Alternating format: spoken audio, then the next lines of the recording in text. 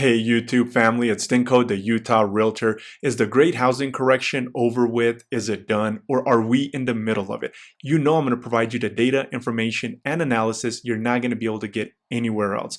I compiled the housing market data in Excel, multiple tabs that we're going to go through, as well as articles that shows you what's going on in the economy.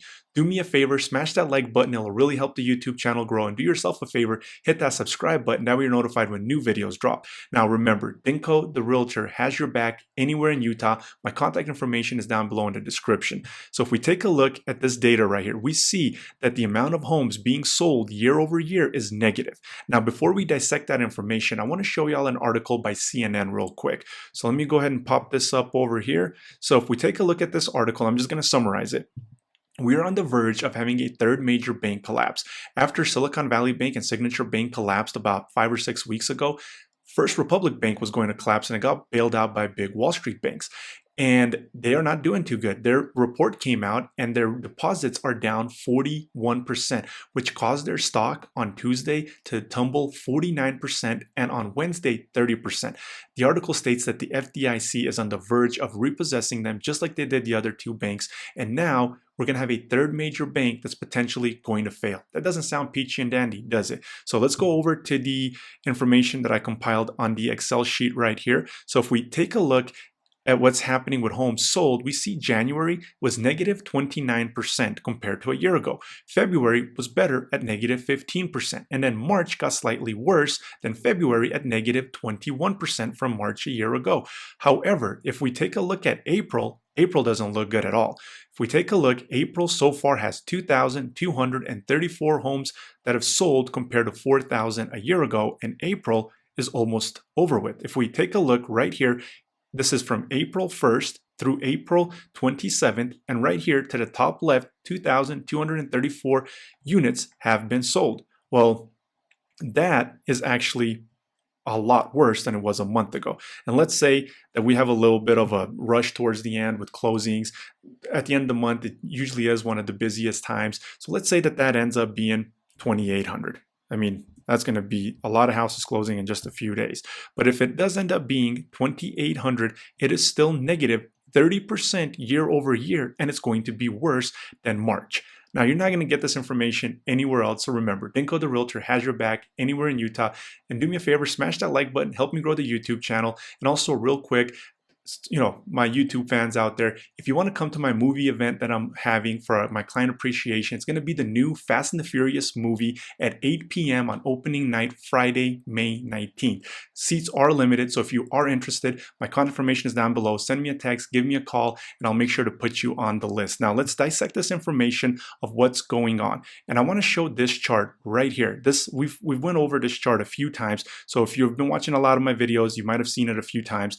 This is housing bubble 1 to the left, San Francisco. To the top, you can see that it's showing as if things are stabilizing. Then things start coming down. In the middle, it shows that things are stabilizing and it continues coming down. Seattle right here looks like things were stabilizing. It comes down, things are stabilizing, and then it kept coming down. Where do you think we are on that chart? Look, if you want to buy right now, my contact information is down below. Give me a call. I'll do my best to get you the best deal I can right now. If you want to wait 3 months, 6 months, or next year, I will always be here. I'm going to be in real estate 10 years from today. So my goal is to give you the information.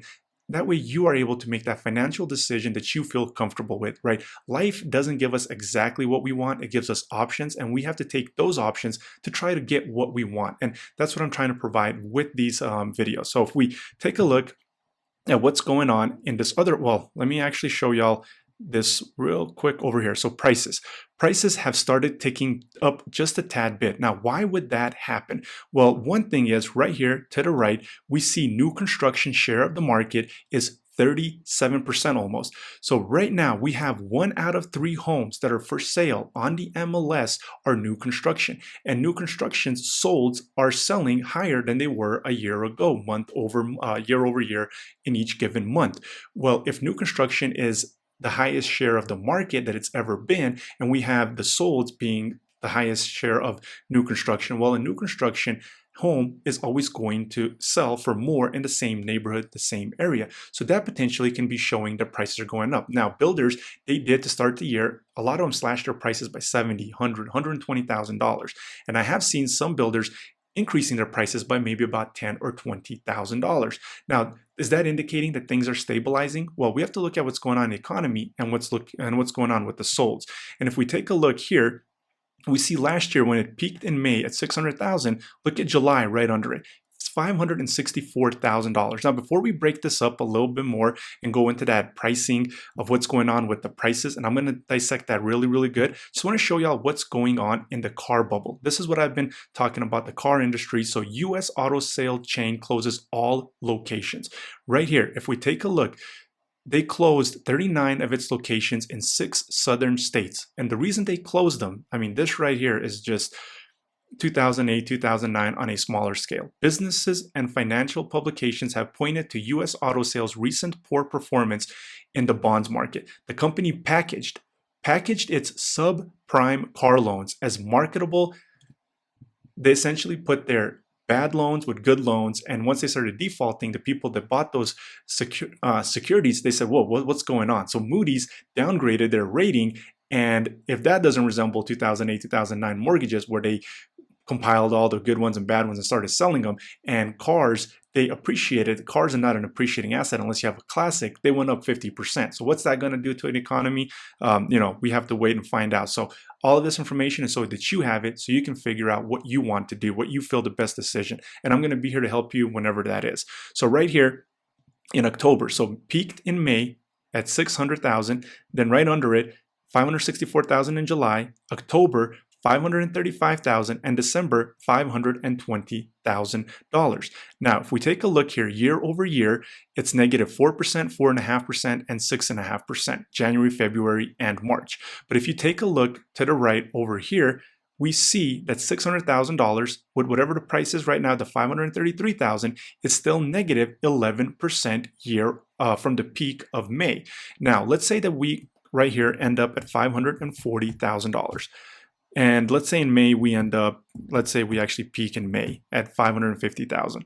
Well, what would happen right there is it would be 6.9 and 8% negative year over year. And if we have this 80,000 drop that we had to the left, all of a sudden that median price is $470,000. Now, new construction, like I said, they have the highest share, and inventory always goes down during the winter months and during the holidays. And this year we had a really long winter, and the housing inventory last year started going up in March.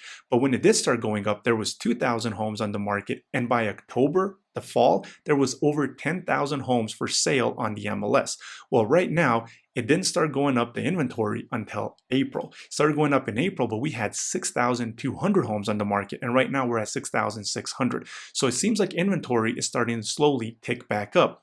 Now, does that mean that we're going to potentially hit 10,000 homes on the MLS at the end of the summer? We could. And if we hit it by the end of the fall like we did last year, that is indicating, even if nothing fully pops in the economy, that we potentially could have prices dropping another $50,000, $60,000, $70,000 by the end of fall. Now, if something does pop in the economy, it could make things a lot worse. So do you think we're stabilized? Do you not? That's going to be up to you. But I'm going to keep providing this information. And if you do want to come to that movie event that I'm having for the new Fast and Furious movie on May 19th, Friday at 8 p.m., my contact information is down below. The list is limited, so give me a call. It's 2 free tickets. You can bring whoever you want with you, and it's also a gift card for some concessions. And until next time, have a great day.